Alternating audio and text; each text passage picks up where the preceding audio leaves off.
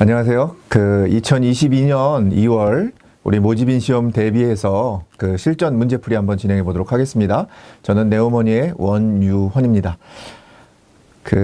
우리가 이제 올해 1월 달에 시험을 봤었습니다. 시험을 이제 개정이 되고 시험을 시행을 했는데, 전체적으로 보면은 2월 2022년은 쉽지는 않았던 것 같습니다. 그래서 작년보다는 약간 어려웠는데 그런 부분들이 아무래도 조금 이제 어려운 부분들, 구석구석에 있는 내용들을 조금 더 다루고 있다. 이렇게 보시면 될 것 같아요. 이게, 올해 어떤 전체적인 방향인지는 아직 잘 모르겠습니다만, 그래도 하여튼간 우리가 2월에 이제 준비하시는 분들은 좀 더 내용들을 꼼꼼히 살펴봐야 되겠다. 그런 얘기들을 좀 먼저 말씀드려 보겠고요. 뭐, 크게 문제가 바뀌지는 않았습니다. 좀 난이도는 조금 어려워지는 느낌은 있지만, 전체적으로는 뭐 아주 유사하고요. 매번 나오는 문제들은 거의 매번 나올 수 있는 그런 형태로 진행이 되고 있습니다. 그 정도 참고해서 보시면 되겠습니다. 뭐 그냥 큰 특징으로 역사는 돌고 돌아 이렇게 제가 써놨는데요. 뭐 우리가 이제 역사 문제들이 나오면 생명보험의 역사나 이런 부분들에 대해서는 이제 사람들 이름 물어보는 시험 문제가 좀 나오고 있습니다. 1월 달에도 교재가 이제 올해 좀 바뀐 부분에, 그러니까 뭐 내용이 바뀌지는 않았는데요. 사람 이름을 뭐 풀네임으로 바꿔서 이제 등록이 됐던 게 있었습니다. 그 사람이 이제 알프레드 마네트라고 한 사람인데, 그런 내용들이 시험 문제에 나왔던 그런 부분이 있습니다. 여기 이제 헨리나 파스칼 등도 여러분들이 아마 교재 보시면서 이렇게 있는데, 그런 부분들 이름 정도는 기억하시고 그 이름하고 맞춰서 좀 같이 보시면 좋을 것 같습니다. 그 다음에 구석구석에 이제 꼼꼼하게 좀 보셔야 되는 부분들이 뭐냐면, 우리가 이제 종합소득 과세나 이런 부분들 물어볼 때는 일반적인 중요한 내용들을 물어봤는데, 1월 달에 보니까 이제 기존에 안 나왔던, 기존에는 잘 출제되지 않았던 뭐 기본소득에 대해서 물어본다거나, 아니면은 우리가 전체적으로 재산보험에서 약관상 보장하지 않는 사망에 대한 그런 질문들이 나오고 있다. 좀, 한번 주의 깊게 보셔야 되겠다. 그런 말씀 좀 드리겠고요. 뭐 중요한 건 어김없습니다. 그러니까 여러분들이 지금 오늘 저하고 같이 얘기하면서 제가 중요하다고 하는 부분에 대해서는 여러분들이 좀 기억하시면은, 시간이 좀 없어서 어떤 전체적으로 내용을 준비하지 못하신 분들은 제가 오늘 말씀드리는 부분들 중심으로 해서 여러분들이 갖고 계신 교재 중심으로만 좀 살펴보셔도, 저희가 이제 고득점을 맞추는 게 목표가 아니고 합격하는 게 목적이기 때문에 어떤 60점 이상을 맞을 수 있는 그런 기반은 될 수 있을 것 같다. 그런 말씀 드리니까 여기 나와 있는 부분들, 좀 중요하다고 생각하는 부분들에 대해서는 여러분들이 꼭 다시 한번 확인하시는 그런 절차가 꼭 필요하겠습니다. 첫 번째 문제입니다. 아까 말씀드린 것처럼 사람은 누구인가 이런 문제가 나왔습니다. 대표적으로는 이제 뭐 사망표나 이런 것 때문에 헨리나 사망률, 그 다음에 뭐 생존율에 관련해서 파스칼 이런 게 많이 나왔었는데요. 여기서는 이제 조금 전에 말씀드린 것처럼 1인은 만인을 위하여, 만인은 1인을 위하여라고 하는 어떤 보험의 그런 캐치프레이즈하고 관련된 내용으로 얘기했던 독일의 학자가 있습니다. 그 독일의 학자 이름이 뭐냐면은 마네스입니다. 알프레드 마네스라고 하는 사람이 이런 얘기들을 했다. 이거는 뭐 그냥 저희가 단순 암기하시는 부분이니까 기억하시면 좋겠고요. 조금 전에 말씀드린 것처럼 마네스도 중요하지만 우리 헨리나 파스칼에 대해서도 많이 물어보는 부분이 있기 때문에 그런 부분들 우리가 좀 다시 한번 체크해 보시는 게 좋겠습니다. 두 번째 질문은 배당금 지급 방법입니다. 배당금이라고 하는 건 어떤 겁니까? 보험회사가 운영을 잘해서 보험회사가 보험 계약자에게 돌려주는 거니까, 보험금을 감액해주는 방법이라고 하는 것은 존재할 수가 없겠죠. 무슨 말씀인지 아시겠죠? 보험회사가 보험 잘해가지고 얹어주는 건데 보험금을 줄여서 주겠다? 안 되는 거겠죠. 그죠? 보험료를 할인해 준다든지 아니면은 그걸 현금으로 지급해 주는 방법이 있고, 또는 우리가 받아야 되는 보험금에 대해서 가산하는 방법으로 줘야지, 여기 나와 있는 것처럼 감액이라고 하는 부분은 줄여서 주는 거니까, 배당금이라고 하는 것은 더해서 주는 돈이니까 맞지가 않는 겁니다. 말 자체가 맞지 않는 거니까, 함정이 여기에 숨어 있는 거니까 여러분들 잘 못 외우셨을 때도 배당금이라고 하는 것은 보험회사가 주는 거니까 감액이라고 하는 건 있을 수 없고 가산이라고 하는 부분이 맞는 답이구나, 이렇게 기억하시면 되겠습니다. 3번 질문은 이제 매번 나오는 질문입니다. 우리 보험 계약의 무효 사유에 해당하는 부분이니까 여러분들 반드시 기억하시고, 여기 나와 있는 내용은 반드시 꼭 암기하셨으면 좋겠습니다.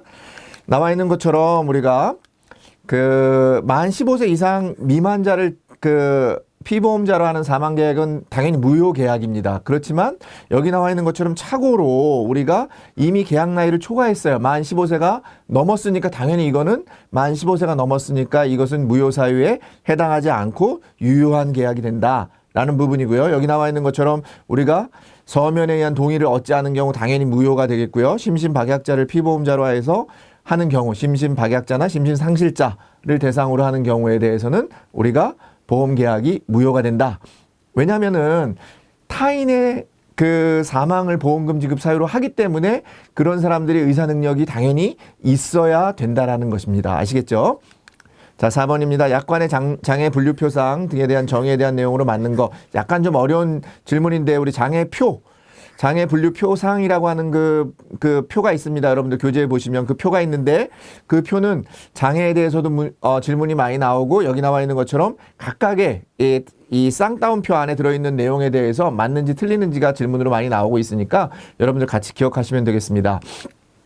마찬가지로 여기 나와 있는 것처럼 고정된 상태를 말하는 것을 이제 맞는 내용이니까 이 내용이 맞고요. 1번 같은 경우에는 영구적인 정신적인 훼손 상태는 제외한다가 아니라 포함한다. 이게 틀린 내용이고요. 그 다음에 일시적으로 나타난 증상은 우리가 보장하지 않는다. 이렇게 기억하시면 되겠습니다.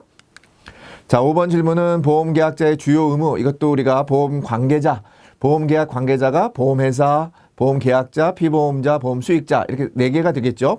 그래서 여러분들이 요 내용에서 우리가 금융위원회나 금융감독원은 보험계약 관계자가 해당하지 않는다. 그런 내용까지 같이 기억하시고 주요 의무에 대해서는 중요합니다.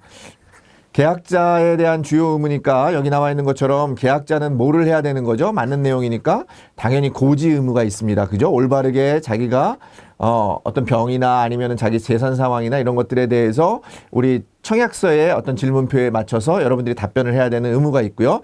그다음에 두 번째 1회 보험료는 계약의 성립이 완료된 이후에 2회 보험료 함께 내는 게 아니라 1회 보험료는 계약이 성립된 후에 지체 없이 보험료를 내야 되셔야 되고요.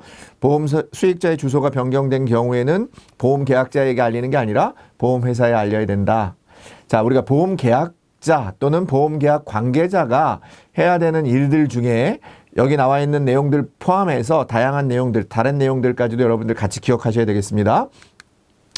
다음 보기에 가로에 들어갈 말 이렇게 되어 있습니다. 우리가 이 부분은 좀 암기하셔야 되는데요. 감액하고자 할 때 감액된 부분은 뭐가 되는 거예요?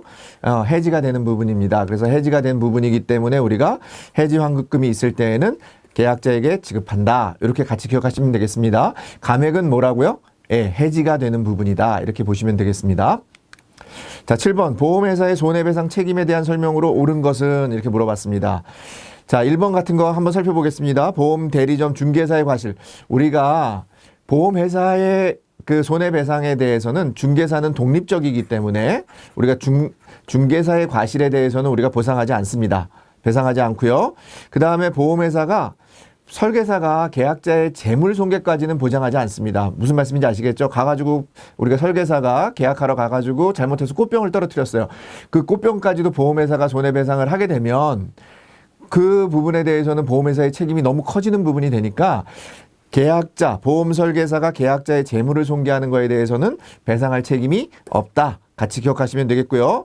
우리 정답을 보시면은 보험 수익자에게 현저하게 공정을 잃은 합의로 손해를 가한 경우에는 당연히 배상해야 된다. 우리가 일반적으로 보시면 이거는 좀 상식선에 좀 해당하는 부분이니까 우리가 읽어보시면서 가장 맞는 내용인데 우리가 중개사에 대해서는 보상해주지 않는다. 그 다음에 우리가 재물손괴에 대해서는 보상하지 않는다. 이 정도는 우리가 기억하셔야 될 것 같습니다. 요거는 조금 생소한 부분이 되기 때문에 여러분들이 꼭 기억하셨으면 좋겠습니다. 자, 클레임, 그 다음에 언더라이팅 이런 부분들은 되게 중요한 부분입니다. 이런 부분들은 우리가 반드시 기억해야 되는 부분이니까 클레임에 대해서도 매월 출제가 되고 있어요. 거의 언더라이팅이나 돌아가면서 한 번씩 나오는 문제니까 여러분들이 2월 달에는 오히려 클레임에 나왔으니까 언더라이팅에 대해서 한번 좀 여러분들이 좀 관심을 가지시고 보시는 것도 좋은 전략이라고 생각할 수 있을 것 같습니다. 자, 부당한 보험금 지급의 방지를 목적으로 하고 여기 우리 3번 같은 경우는 뭐예요? 계약자의 생활 환경이나 소득 수준에 적정한 계약의 인수를 결정한다. 이것은 우리가 재정적 언더라이팅에 대한 설명이다. 이렇게 보시면 되겠습니다. 재정적 언더라이팅. 그러니까 언더라이팅에 대한 내용하고 클레임에 대한 내용이 서로 지문상으로 섞여서 출제가 돼서 이게 클레임에 대한 내용에서 맞는 거 틀린 거. 언더라이팅의 내용을 하나씩 끼워놓고 언더라이팅의 답을 골라주시는 문제가 출제가 되니까 여러분들이 클레임하고 언더라이팅에 대해서는 정확하게 이해를 하실 필요가 있습니다. 자, 9번 보험 사기 방지 활동에 대한 내용으로 틀린 거 고르는 문제입니다. 자, 여기서 우리가 이제 그 특별조사반이라고 하는 것을 보험회사가 운영하는데 처벌 활동이라고 하는 것은 법이나 어떤 규정이 있어야 되지 않겠습니까? 자체적으로 하는 부분에 대해서 처벌 활동을 강화하는 것은 할 수가 없는 거죠. 보험회사가 처벌 활동을 어떻게 하겠습니까? 그죠? 그런 처벌 활동이나 이런 부분들은 우리가 보험사기 방지 특별법이나 이런 법에 의해서 법으로 우리가 처벌을 해야 되니까 방지 활동을 강화하고 있다. 이런 내용이 틀린 내용이 되겠고요. 금융감독원은 건강보험심사평가원, 우리 건강보험심사평가원도 한번 기억하시면 좋겠습니다. 건강보험심사평가원과 같이 공동으로 대응해 나가고 있고요. 보험협회는 그런 홍보활동을 강화해서 우리가 보험사기 방지, 보험사기가 일어나지 않도록 또는 그런 계약자들이 선의의 피해를 받지 않도록 하는 부분에 주의에 대한 노력들을 기울이고 있다. 누가요? 보험협회가. 그렇게 같이 기억하시면 되겠습니다. 자, 10번 문제입니다. 다음 중 생명보험 업계의 자살 예방, 우리가 자살 예방 같은 경우에 노력에 대해서 크게 보면 옛날에는 우리가 중앙자살예방센터라는 게 있었는데요. 이게 다 통합이 돼서 이름이 한국생명존중희망재단이라는 것으로 통합이 됐습니다. 여기에선 이제 우리가 이런 부분에서 그 하는 부분이 뭐냐면 생명존중희망재단에서 하는 게 자살 예방 게이트 키퍼를 양성하는 거예요. 그 다음에 프로그램을 운영하는 것은 우리가 한국생명존중희망재단이 되겠습니다. 그러면 생명보험 업계의 자살 예방이니까 업계에서 하는 부분에 대해서는 생명보험 사회공헌재단을 통해서 우리가 농역안전보관함이라든지 이런 것들을 보급해서 그런 부분들, 자살이나 이런 부분들을 방지하고 있다. 이렇게 되어 있고요. 이거는 조금 뭐 까다로운 문제인데요. 연도까지는 외우실 필요가 없는데 여기는 연도에 대해서 물어보고 있습니다. 2007년에 우리가 생명보험 사회공헌위원회를 설립하였다. 이렇게 같이 기억하시면 되겠습니다. 자, 이상으로 1편 우리 보험 이론 및 윤리에 대한 강의를 마치도록 하겠습니다. 수고하셨습니다.